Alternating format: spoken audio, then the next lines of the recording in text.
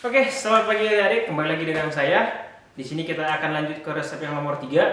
Tentunya adik jangan bosan-bosan terus ya melihat videonya, karena tadi kita sudah ngebahas resep yang pertama. Di video yang berikutnya juga, yang sebelum juga saya sudah ngebahas tentang resep yang kedua dengan begitu panjang, begitu banyak penjelasan di sana. Ya, itu semua buat adik-adik semua yang belajar di rumah agar lebih paham tentang bagaimana tips dan trik mengerjakan resep ke dalam bentuk jurnalnya.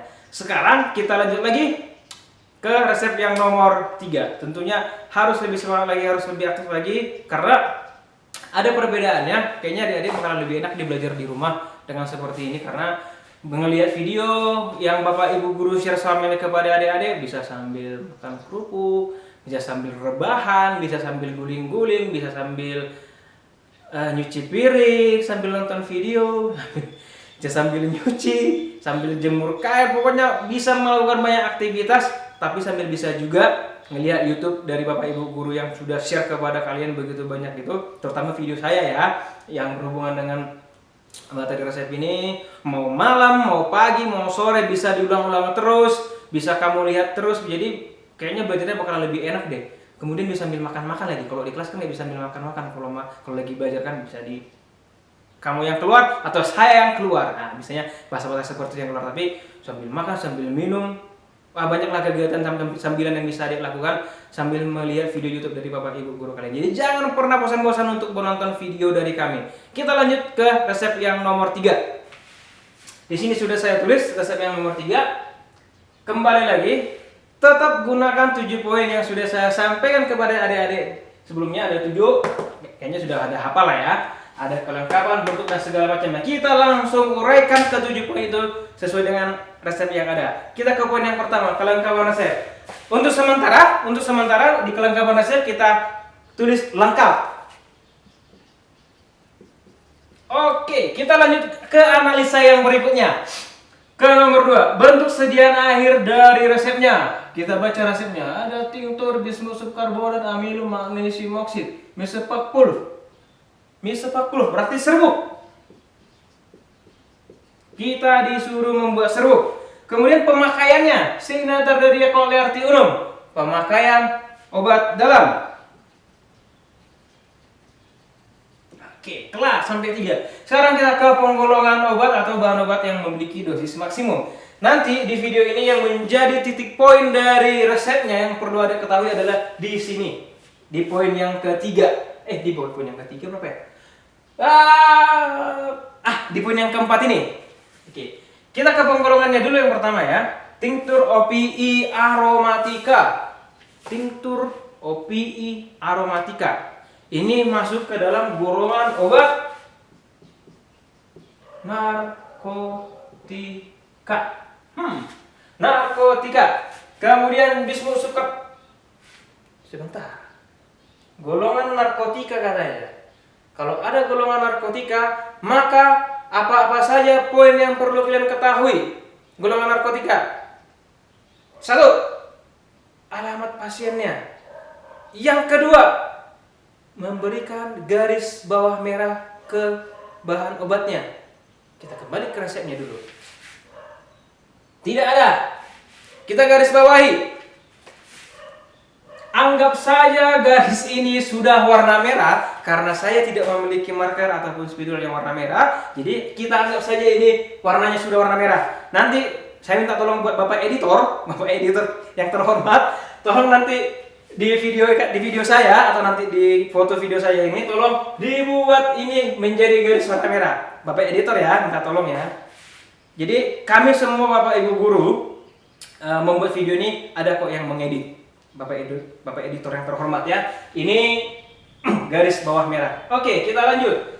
Kemudian katanya tadi harus memiliki alamat pasien. Kita lihat resepnya. Tidak ada. Maka kita ganti kelengkapan resepnya ya. Kita buat menjadi tidak lengkap. Apa yang tidak lengkap itu? Yang pertama, alamat pasien. Jadi di jurnal nanti kalian buat seperti ini, tidak lengkap. Yang tidak lengkap nanti kamu buat keterangannya. Biasanya kan kamu rinciin tuh, ini itu umur apa, nama pasien apa segala macam, terakhir alamat pasien, tidak lengkap. Jadi nanti kamu koordinasikan dengan instrukturnya atau si pembuat resepnya, kamu minta alamat pasiennya ya. Oke? Narkotika. Oke, kemudian bisphenol karbonat, amilum orige, magnesium asid, semua golongan obat bebas. Haus. Kita lanjut ke dosis maksimum, bahan obat yang memiliki dosis maksimum. Di resep ini ada bahan obat yang memiliki dosis maksimum. Yang pertama ada tinctur opi aromatica. Nah, sama halnya dengan resep yang kedua tadi, silakan kamu cari sendiri, kamu isi sendiri nanti, lihat di farmakope berapa dosis maksimum satu kali pakai si TOA dan satu harinya berapa. Tugas yang kedua, tadi resep yang kedua, tugasnya ini juga kan. Kemudian akan saya kasih tahu.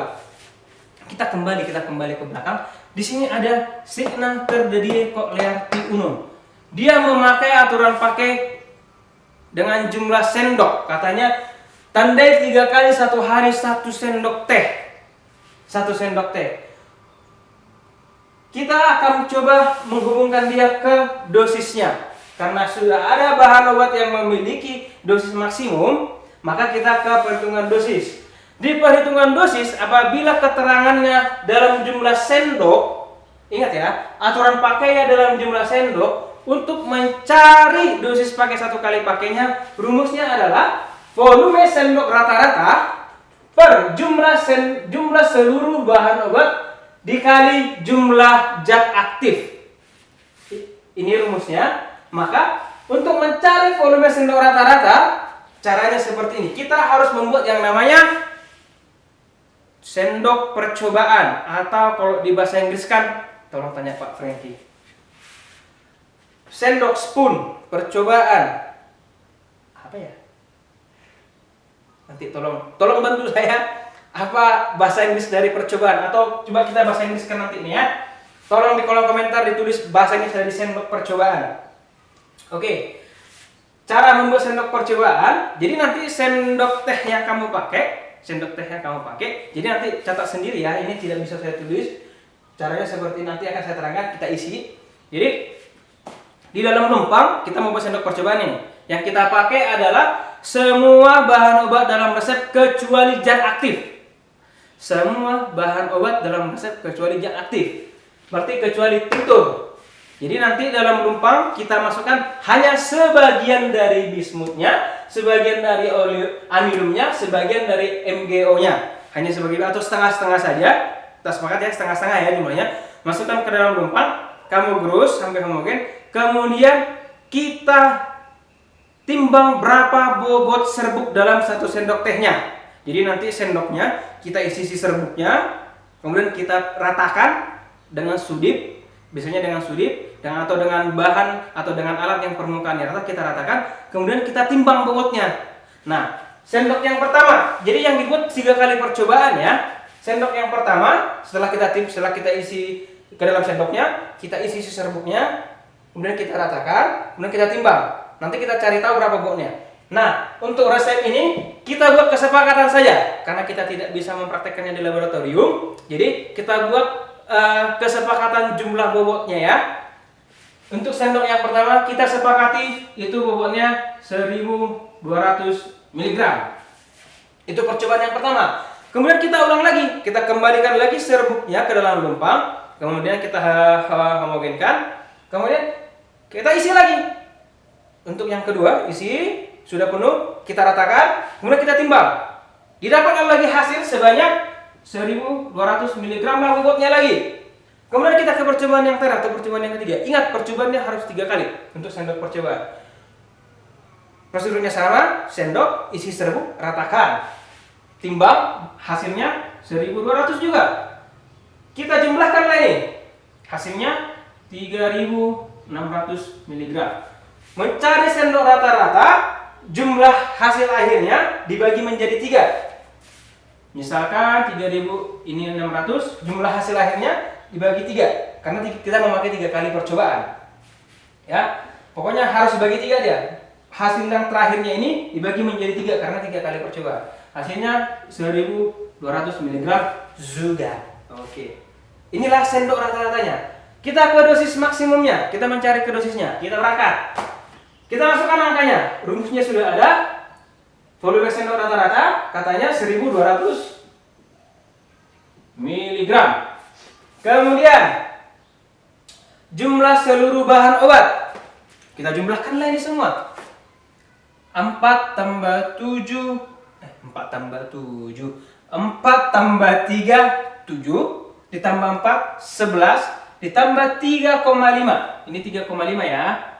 3,5 hasilnya 14,5. Kalau kita ini saya pakai satuannya miligram. 14,5 gram kita ubah menjadi satuannya miligram, hasilnya 14.500 miligram. Dikali jumlah zat aktifnya dalam resep. Zat aktifnya tinktur jumlahnya 3,5 miligram. Gram kita miligramkan 3.500 miligram. Oke, hasilnya adalah kita matikan ini, matikan nolnya, 1200 dikali 35 dibagi 145. Hasilnya adalah, saya sudah punya catatan. Hasilnya adalah 289,6 mg. Inilah dosis pakai satu kali pakai daripada tinktur OPI aromatikanya. Kemudian satu hari pemakaiannya 3 kali satu hari. 3 dikali 289,6. Hasilnya kok miligram dong coy. Hasilnya adalah 868,9 mg. Inilah dosis pakai satu kali pakai dan dosis pakai satu harinya. Kemudian untuk mencari dosis maksimum satu kali pakai satu hari dan persentase dosis satu kali pakai satu hari, silakan cari sendiri. Oke guys. Kita lanjut ke penimbangan dengan jumlah khusus. Penimbangan jumlah khusus, kita lihat di sini tidak ada penimbangan jumlah khusus. Kita lanjut, kita kosongkan karena dia tinggal TOA-nya 3,5, bismutnya ini segala macamnya, tinggal diambil saja. Kemudian pengajian khusus dalam resep ada satu, yaitu tinktur OPI aromatika. Kita ketahui bersama kalau tinktur itu bentuknya cairan. Maka kita mengacu kepada pengerjaan khusus dalam serbuk. Apabila dalam serbuk memiliki bahan obat dalam bentuk cairan, maka pengerjaannya adalah salah satunya dengan cara diuapkan hingga sekental sirup. Jadi tinktur itu nanti pengerjaan khususnya tinktur karena bentuknya cairan. Solusi atau cara pengerjaannya yaitu diuapkan sampai sekental sirup, kemudian diserap dengan zat netralnya.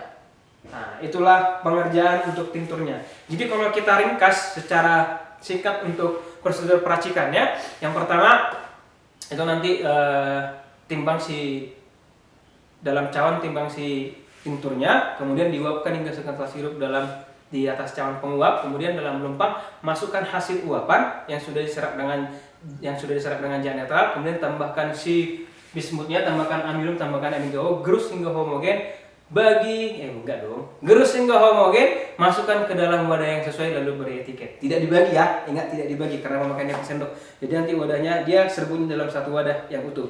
Oke. Kemudian kita ke yang bagian yang terakhir, etiket atau penandaan khusus. Kita mundur ke belakang, ada obat dalam, etiketnya warna putih.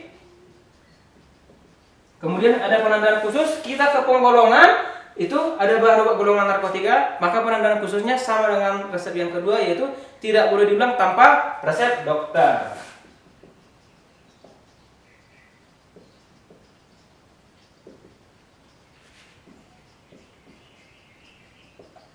Oke, selesai. Itulah pembahasan kita, analisa kita tentang resep yang nomor 3. Jadi buat adik-adik yang sudah mengerjakan atau yang belum mengerjakan, boleh direview lagi si resepnya, kira-kira seperti nanti pengerjaannya. Dan kemudian di resep yang nomor tiga ini apabila ada pertanyaan, apabila ada yang masih bingung, dan kemudian apabila ada yang tidak mengerti tentang resep ini atau perhitungan ini, silahkan tulis di kolom komentar. Nanti komentar terbanyak tentang materi yang mana, yang sama, Pak, tolong ini Pak, kami nggak ngerti ini, nggak ngerti tentang perhitungan A, perhitungan B. Dari komentar terbanyak nanti akan kita naikkan videonya, akan kita bahas bersama lagi. Sekian dari saya untuk pembahasan resep yang nomor 3. Nanti akan saya lanjut lagi ke resep yang nomor 4. Oke, itu dulu untuk resep yang nomor 3. Selamat pagi, semangat.